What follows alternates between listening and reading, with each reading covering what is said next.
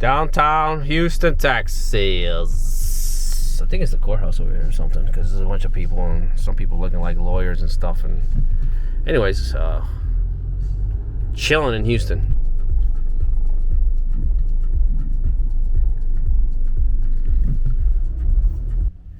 What's up, YouTube? What's going on? I see back at you.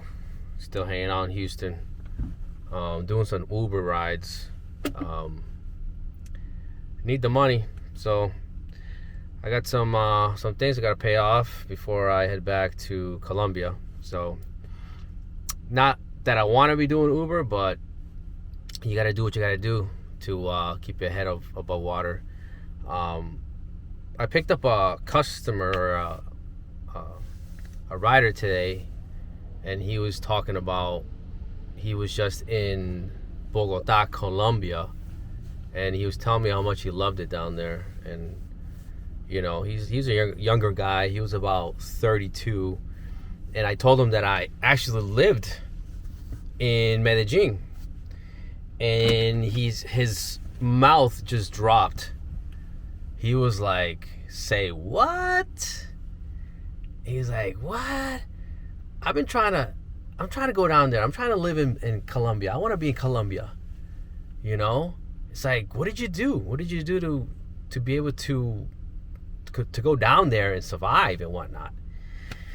And, you know, I told him that, you know, I worked hard for many years as a train conductor in Boston.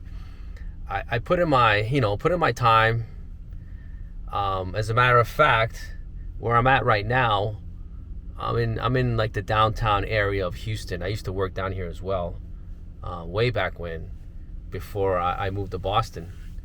And I just did everything that I had to do to get to where I wanted to be, to where I am today. So going back to answering the question, this rider was like, "What did you have to do to be able to get up and go?" And I told him, I just, besides working hard, I invested. I invested in myself. And when I was in Boston, I got into some real estate. So I told him I left some real estate behind in Boston, and that when I got tired of the 9 to 5, I said to myself, I'm just going to sell everything, rent out the house, and get lost. And I told him that, and he was like, "Wow, I wish I could do the same. I got a 9 to 5. I got student loan debt, and I don't know what to do." And I told him, "Listen, get rid of the debt." It's like, get rid of the debt, number one, and number two, start a business online, because that's what's popping off nowadays, is online businesses. Especially, the younger folks, they're more tech savvy than the older generations. They know how to use a computer, social media, all that jazz. And I told them, start a business online, because currently in Medellin they have a visa which is called the Nomad visa. So if you have a business online, you can go down there and apply for that, and they'll give you a year if you qualify for the digital nomad visa. So that's available. And that's a business idea. People could get into that, whether it's, I don't know, teaching English online, or some type of business that you have that you don't need to be stuck at in a building. So basically, we exchanged information, and I told him that I'm starting a YouTube channel to show people how they can do the same thing.